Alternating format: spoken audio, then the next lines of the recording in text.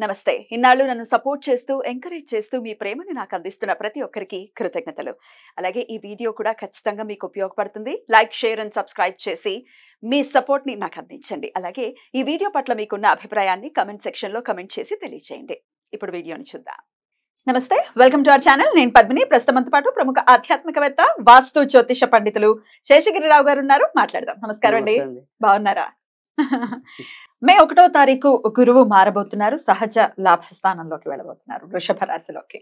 So మరి గురువు ఇచ్చేటటువంటి ఈ సంవత్సర కాలం పాటు కూడా ఎట్లాంటి ఫలితాలను ఇవ్వబోతున్నారు ద్వాదశ రాశుల వాళ్ళకి? అలాగే నర్మదా పుష్కరాలు కూడా మొదలు కాబోతున్నాయి. ఆయన మారినప్పుడు ఖచ్చితంగా పుష్కరం అనేది వస్తుంది. ఇది అందరికీ తెలిసినటువంటి విషయమే. సరే, ఇక ఈ గురువు ఇచ్చేటటువంటి ఫలితాన్ని ఒక్కసారి మీ ద్వారా. రైట్, తప్పకుండా గురుడు ఎక్కువ శాతం మందికి మంచిగా చేస్తాడని ఆశిద్దాము. సరే, ఒకవేళ ఎవరికైనా నెగిటివ్ ఉంటే ఆ నెగిటివ్ ఏంటి, ఏ కోణాలు అంటే ప్రతి ఒక్క గ్రహం కూడా సేమ్ ఒకటే చెడు చేస్తుందని కాదు. సో ఆయా రాశులు బట్టి వచ్చే చెడు వేరుండొచ్చు, మంచి కూడా వేరుండొచ్చు. సో అలా మనం ఉదాహరణగా చెప్పుకుంటే కనుక కన్యా రాశి కొన్ని విషయాల్లో చెడున్నా కానీ ఈ గురుడు మారే విషయంలోకి వచ్చేప్పటికి ఏంటంటే అప్పటిదాకా పెళ్లి కాని వాళ్ళకి పెళ్లి అయ్యే అవకాశాలు ఉన్నాయి. మంచి కూడా ఉంది కదా. సో అది ఒక ఉదాహరణ మాత్రమే. ఇలా తర్వాత ఏ రాశికి ఏంటనేది మనం వివరంగా మాట్లాడుకున్నా కానీ ఇక్కడ వచ్చేప్పటికి ఏంటంటే గురుడు మారటం అనేది ఏంటంటే కొద్దిగా మనకి ఏ విషయాల్లో కొంత ఇబ్బంది అంటే ఆయన ఉన్నది సంచారం చేసేదంతా కూడా శత్రువు రాశిలో సంచారం చేయటం అనేది. శుక్రుడు ఆయనకు శత్రువుగా పరిగణించొచ్చా? అంతేగా, ఈయనేమో దేవతల గురువు, ఆయనేమో రాక్షసుల గురువు. సో అందుకని వైరం ఎలాగా ఉంటది మరి. సో అందుకని ఆ రకంగా ఆయనకి కొద్దిగా అసౌకర్యమైన స్థానం అది.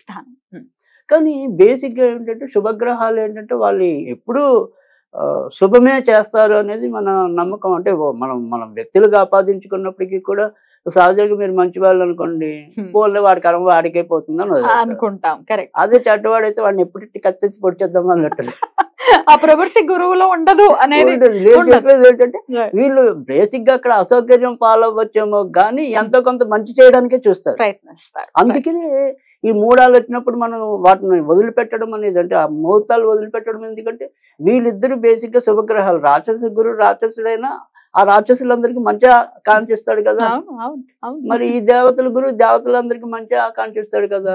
సో బేసిక్ గా వీళ్ళిద్దరు కూడా మరి విద్యా సంపన్నులు కాబట్టి ఖచ్చితంగా విద్య ఎవరికైతే ఉంటుందో దానికి ఎంతో కొంత బ్రెయిన్ కూడా ఉంటుంది.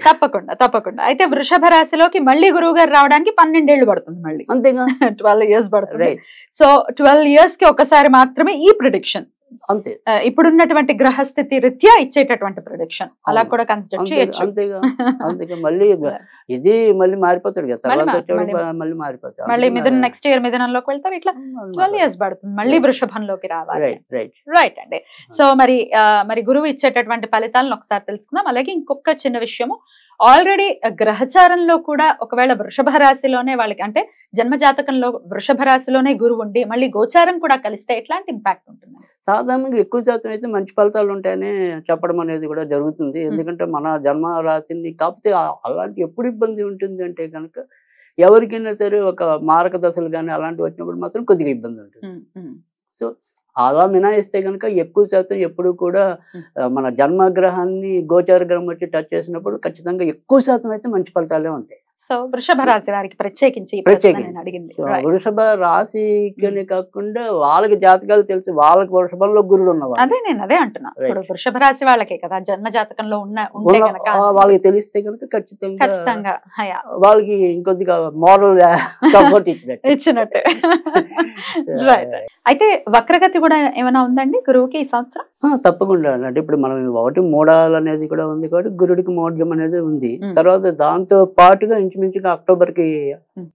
సో కానీ ఆ సంబంధం ఎప్పుడు పెళ్ళికి వెళ్తుంది అనేది స్తంభించింది కాబట్టి ఇంకా 2-3 నెలలు టేక్ తీసుకుంటాయి అంతే. అలాంటివి అలా కూడా ఉంది. అది వివరంగా మనం రాశి వైజ్ మాట్లాడుకున్నప్పుడు చెప్తారు. రైట్. మరి ఇప్పుడు ఇక చూద్దాము ద్వాదశ రాశులకి కూడా ఈ గురువు మార్పు వల్ల వచ్చేటటువంటి ఫలితాలు ఏంటో. రైట్.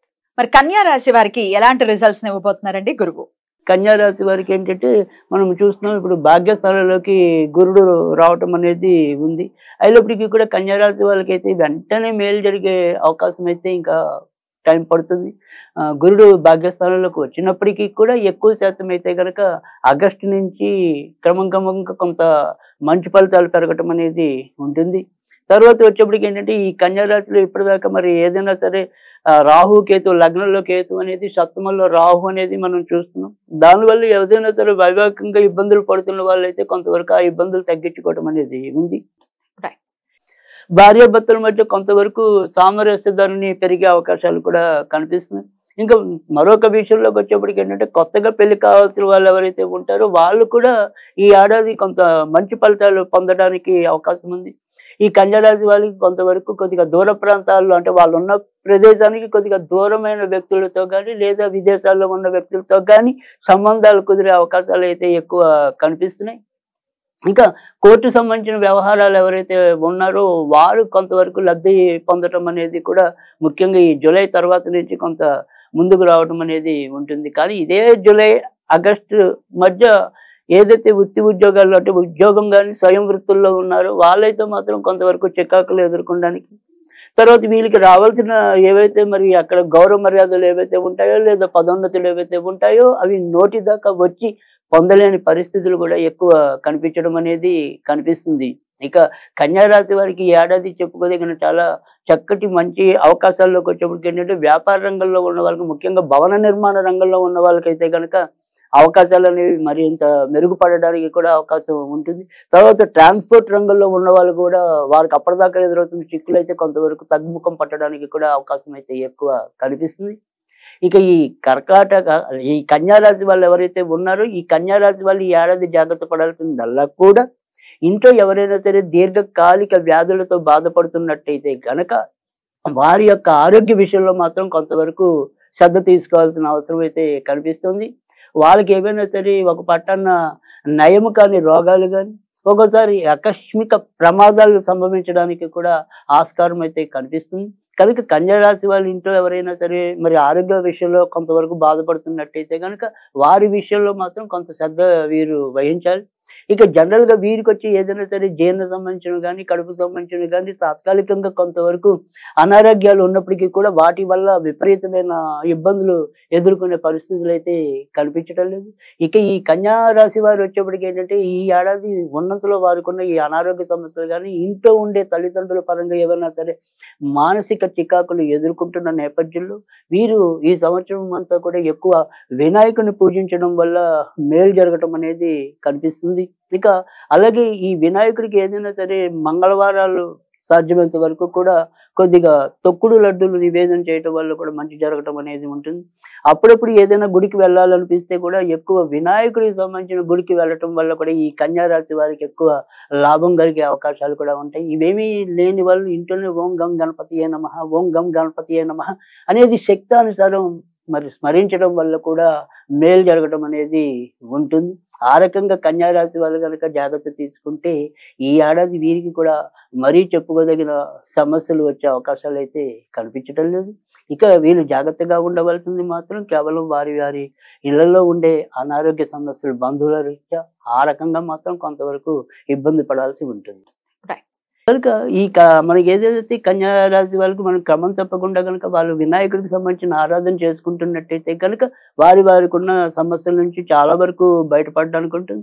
అలాగే ముఖ్యంగా ఎవరైతే మరి ఇన్నాళ్ళు ఏదైతే ఈ కేతు వల్ల అయితేనేమి, సప్తమంలో రాహు వల్ల అయితేనేమి, వివాహ విషయాల్లో లేదా ఇప్పటికే దాంపత్య జీవితంలో ఎవరికైనా సరే ఎలాంటి ఇబ్బందులు ఎదురవుతున్నా కూడా వాళ్ళు కూడా సాధ్యమైనంత వరకు వినాయకుడికి సంబంధించిన స్తోత్రాలు చదువుకోవటం వల్ల కానీ, ఇందాక చెప్పినట్టు ఓం గం గణపతి అనేది చదువుకోవడం వల్ల కానీ మీరు ఖచ్చితంగా దాని నుంచి ఉపశమనం పొందడానికి అయితే ఉంటుంది. మరి మీరు చెప్పినటువంటి విధానాలని పాటిస్తూ కన్యా రాశి వారు ఈ సంవత్సరం అంతా కూడా చాలా పీస్ఫుల్ గా వాళ్ళకి వెళ్ళాలని మనస్ఫూర్తిగా కోరుకుంటూ ఇక నెక్స్ట్ ఎపిసోడ్ లో తులా రాశి గురించి తెలుసుకుందాం. నమస్కారం అండి.